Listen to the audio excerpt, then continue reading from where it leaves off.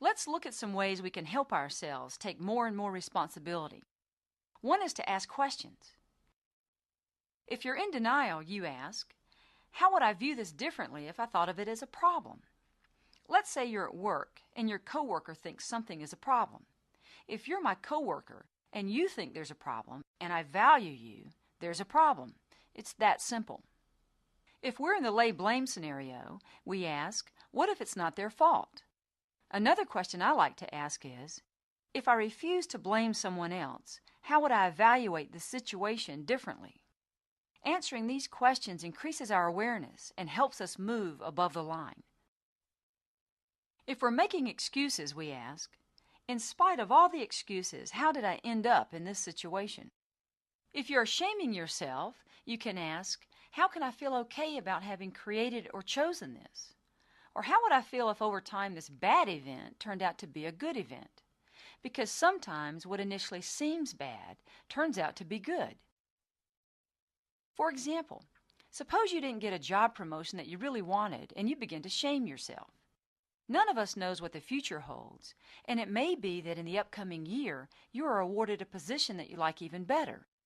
So remember, sometimes situations that seem bad turn out to be good in the end. I love the quote by Eleanor Roosevelt, which conveys the importance of taking responsibility.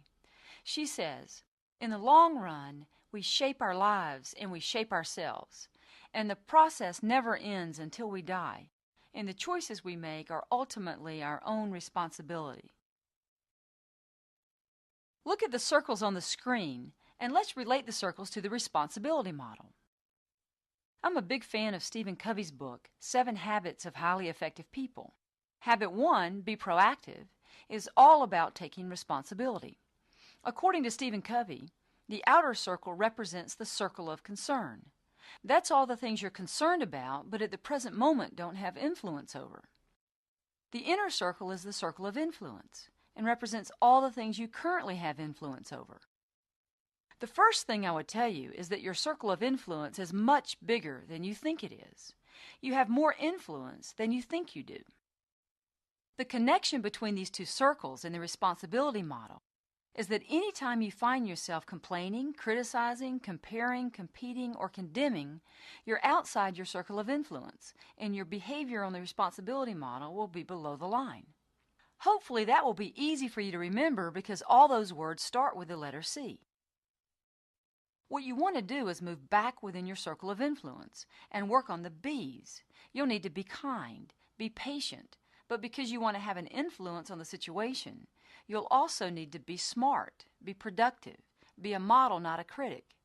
Anytime you do this, you'll notice that your behavior just went above the line. Let's talk about the issue of control, because sometimes there are things that you feel you don't have control over. It's true, there are some things you don't have control over, but you probably have more control than you realize. Let's go back to the 2 circles. The very center of the inner circle is where you have the most influence in your life. You have the most control. The question to keep asking yourself here is, am I letting go of things I can actually control? Near the edge of the circle of influence, you ask yourself, am I influencing everywhere I can in my life? In the outer circle of concern, where at the moment you have no influence or control, you ask yourself, am I trying to control things I can't control? Those 3 questions are powerful, and I promise they will help you. To learn more, I encourage you to read Stephen Covey's 7 Habits of Highly Effective People. Let's take a minute and discuss how you feel and behave when you're in control versus when you're not in control. How do you feel when you're in control? Most people tell me it feels good. We are more productive and relaxed. Our self-esteem increases, and our behavior is more likely to go above the line. Now, there's a lot of things we can't control. We can't control other people. We can't control the weather. We can't control some computer crashes. And we can't control some of the decisions coming down from the top. How do we feel when we're out of control? We're frustrated, upset. Our productivity goes down. Our self-esteem goes down. And our behavior is more likely to go below the line. We need to understand the paradox that you can be in control even in a situation where you have no control. You're in control of your responses. The best thing to do in a situation where you have no control is to adapt or adjust yourself. In situations where you have no control, you change, you adapt, you adjust, and in that sense, you have control. We may not have control over what happens to us, but we always have control over our response to what happens to us.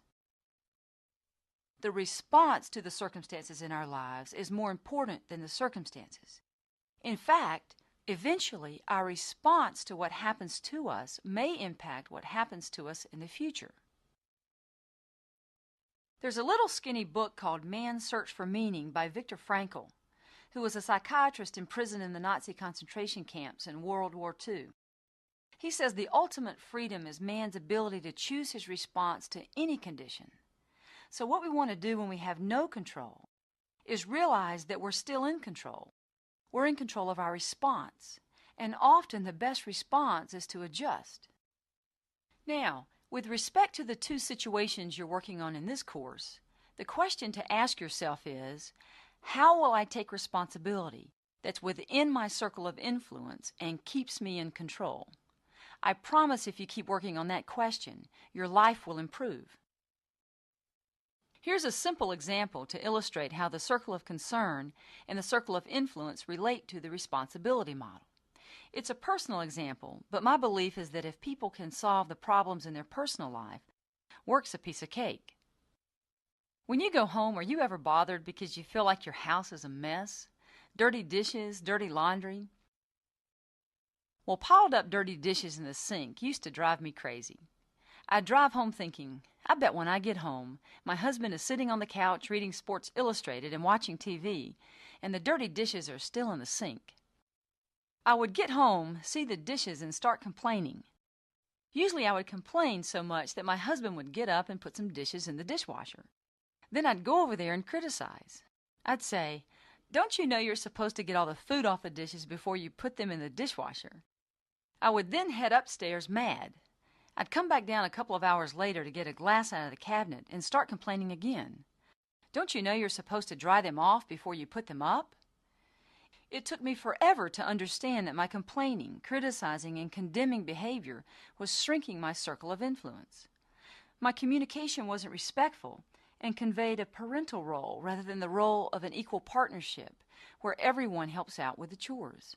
My behavior was clearly below the line on the responsibility model.